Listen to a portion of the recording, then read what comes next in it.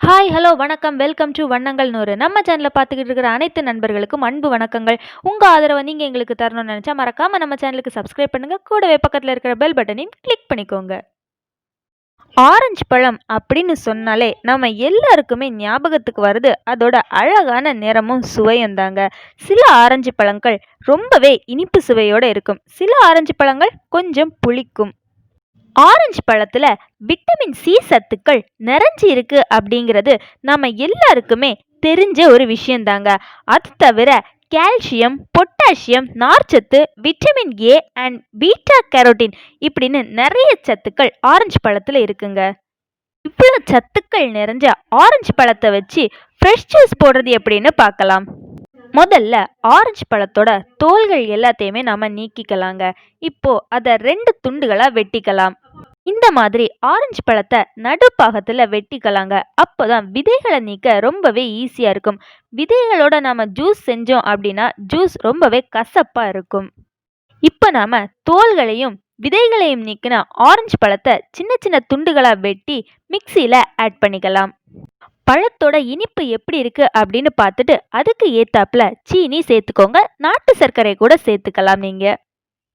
இனி நாம இதுல 1 கப் தண்ணி சேர்த்துக்கலாம். குழந்தைங்களுக்கு நீங்க ஆரஞ்சு ஜூஸ் கொடுக்குறீங்க அப்படின்னா கொஞ்சம் வெதுவெதுப்பான தண்ணியா எடுத்துக்கோங்க. வயசானவங்களுக்கு கொடுக்கதா இருந்தா கூட வெதுவெதுப்பான தண்ணியா எடுத்துக்கோங்க. அவ்வளோதாங்க, மிக்சியில எல்லாத்தையுமே அடிச்சு எடுத்தாச்சு. இனி நாம இத வடிகட்டி எடுத்துக்கலாம். நம்ம வெதுவெதுப்பான தண்ணி சேர்க்கும் போது இந்த ஆரஞ்சு பழத்தினால ஏதாவது கோல்டு வர வாய்ப்பு இருந்தா கூட நமக்கு அது வராம இருக்குங்க. இப்போ இந்த ஜூஸை நல்லா வடிகட்டி எடுத்தாச்சு. அவ்வளோதாங்க. இனி நாம இதை ஒரு கப்புக்கு மாற்றி சர்வ் பண்ணிக்கலாம். ரொம்பவே சூப்பரான டேஸ்டான அண்ட் ரொம்பவே ஹெல்தியான ஒரு ஆரஞ்சு ஃப்ரெஷ் ஜூஸ் ரெடி ஆகிடுச்சு. இனி இந்த ஆரஞ்சு பழத்தில் உள்ள நன்மைகள் என்ன அப்படின்னு பார்க்கலாம். தினமும் 1 டம்ளர் ஆரஞ்சு பழம் ஜூஸ் குடிக்கிறதுனால அதில் இருக்கக்கூடிய சிட்ரிக் அமிலம் சிறுநீரக கற்களை உருவாகாம தடுக்குதுங்க. ஆரஞ்சு பழத்தில் இருக்கக்கூடிய நார்ச்சத்துக்கள் கொலஸ்ட்ராலை குறைக்குதுங்க. மலச்சிக்கல் கூட ஏற்படாம தடுக்குது. ஆரஞ்சு பழத்துல பாலிஃபீனால் அப்படிங்கிற ஒரு பொருள் இருக்குங்க. இது உடலை வைரஸ் மற்றும் பாக்டீரியா போன்ற கிருமி தொற்றுக்கள்கிட்ட இருந்து நம்மளை பாதுகாக்குது. இதுல இருக்கக்கூடிய பொட்டாசியம் இதய நோய்கள் கூட வராம தடுக்குதுங்க. ஆரஞ்சு பழத்துல இருக்கக்கூடிய கரோட்டினாய்டு அப்படிங்கிற பொருள் கண் பிரச்சனை கூட ஏற்படாம தடுக்குது. மெக்னீசியம் இரத்த அழுத்தத்தை சீரா வைக்க உதவுது. இதுல இருக்கக்கூடிய பீட்டா கரோட்டின் தோல் சம்பந்தமான நோய்கள் கூட ஏற்படாம தடுக்குது. இதுல இருக்கக்கூடிய போலேட் அப்படிங்கிற ஊட்டச்சத்து விந்தணுக்களை ஆரோக்கியமாக வச்சிக்க உதவுது. ஆரஞ்சில் இருக்கக்கூடிய கால்சியம் சத்து எலும்புகள் மற்றும் பற்களை பலப்படுத்துது. கல்லீரல்ல தேங்கி இருக்கக்கூடிய நச்சுக்களை வெளியேற்றுது. விட்டமின் சி உடலுக்கு நோய் எதிர்ப்பு சக்தியை அளிக்குது. ஈறுகளை கூட பாதுகாக்குது. இதுல இருக்கக்கூடிய லெமோனைடு அப்படிங்கிற பொருள் புற்றுநோய் கூட ஏற்படாம தடுக்குதுங்க. இந்த ஆரஞ்சு பழ ஜூஸ் உடல் சூட்டை தணிச்சு உடலுக்கு ரொம்பவே குளிர்ச்சியை கூட தருது.